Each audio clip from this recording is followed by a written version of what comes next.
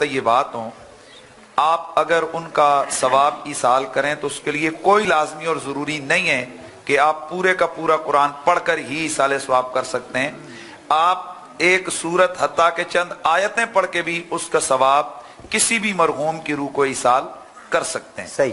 اور اس میں کوئی پورا قرآن پڑھنا، اور بعض اوقات تو ہماری طرف یہ ایک ہوتا ہے کہ ایک ختم کرنے کے لیے ایک صفحہ ایک پڑھ رہا ہوتا ہے تو دوسرا کہتا ہے دوسرا صفحہ تو پڑھ. یہ ایک عجیب و غریب جو ہے نا ایک سلسلے، ان سے اجتناب چاہیے. خلوص کے ساتھ آپ نے چند آیتیں بھی پڑھی تو اللہ تعالیٰ کا جو سمندر ہے رحمت کا، اس میں بڑی وسعت ہے.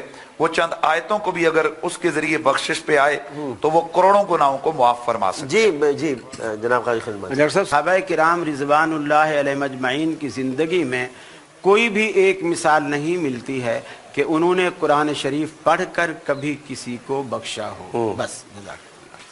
بس سلام کی حد تک. اور اس میں آپ نے تو معاملے ختم کر دیا. ڈاکٹر صاحب میں عرض کر رہا ہوں، حدیث مبارکہ موجود ہے کہ اللہ کے نبی سرور کون و مکان صلی اللہ تعالی علیہ وسلم، بخاری کے اندر 2 مقامات پر ہے، مسلم کے اندر ہے، ترمذی میں ہے، مستدرک للحاکم میں ہے، مصنف ابن ابی شیبہ میں ہے، ابن ماجہ میں ہے. وہ حدیث پڑھیں اور دیگر میں حوالے اس لیے دے رہا ہوں نا کہ کیونکہ پھر آپ کہتے ہیں قطعی کہاں سے لے کے آ گئے. نہیں وہ پتہ چلے گا نا. بہرحال نبی پاک اپنے صحابہ کی امرائی میں تشریف لے کے جا رہے تھے تو اللہ کے نبی کا گزر 2 قبروں کے پاس سے ہوا.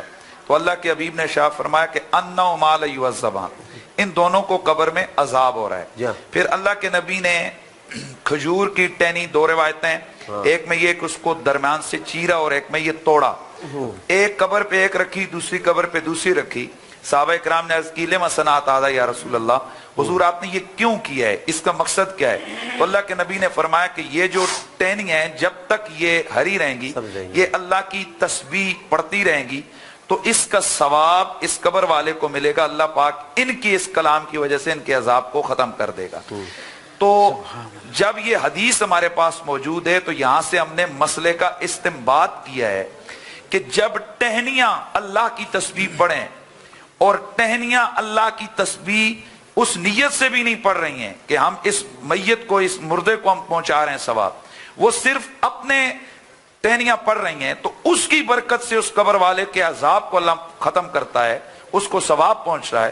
تو اگر ایک مسلمان جو اشرف المخلوقات ہے، جب وہ اللہ کا قرآن کہ جو کلام میں سب سے بڑا کلام ہے، اللہ کا ذکر ہے، جب اس کو پڑھے گا تو اس کا ثواب جب ایصال کرے گا تو اس کا کیا مقام ہوگا. اور یہاں بنیاد ایصال ثواب ہے، اور اصولی طور پر ہر وہ چیز کہ جس کو یعنی ثواب کمایا جا سکتا ہے، آپ اس کا ثواب ایصال کر سکتے ہیں، چاہے کوئی زندہ ہو چاہے کوئی فوت شدہ ہو. جی یہ جو روایت پڑھی گئی ہے ڈاکٹر صاحب، اس کا کافی حصہ درست ہے اور کچھ حصہ اضافی ہے. صحیح. جو حدیث میں نہیں. صحیح.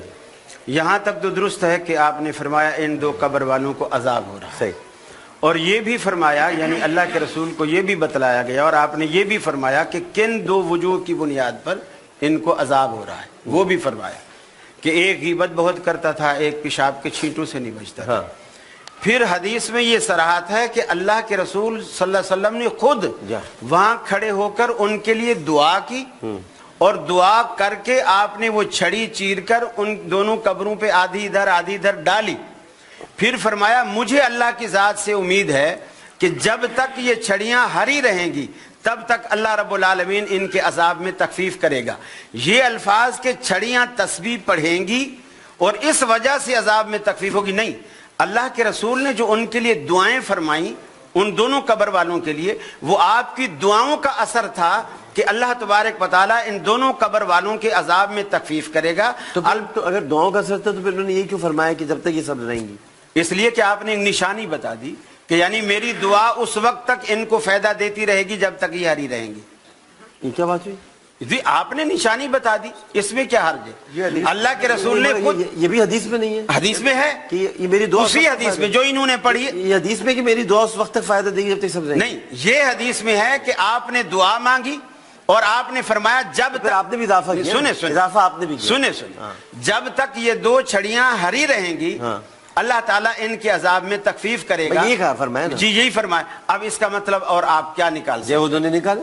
میں آ رہا ہوں ڈاکٹر صاحب. انہوں نے یہ نکالا کہ چھڑیاں تسبیح پڑھیں گی جی اور ہم کہہ رہے ہیں کہ اللہ کے رسول نے دعا کی. اللہ کے رسول ان دونوں باتوں میں فرق ہے. کی دعا کا سگنل تھوڑی ہے, وہ تو مستجاب الدعوات ہے.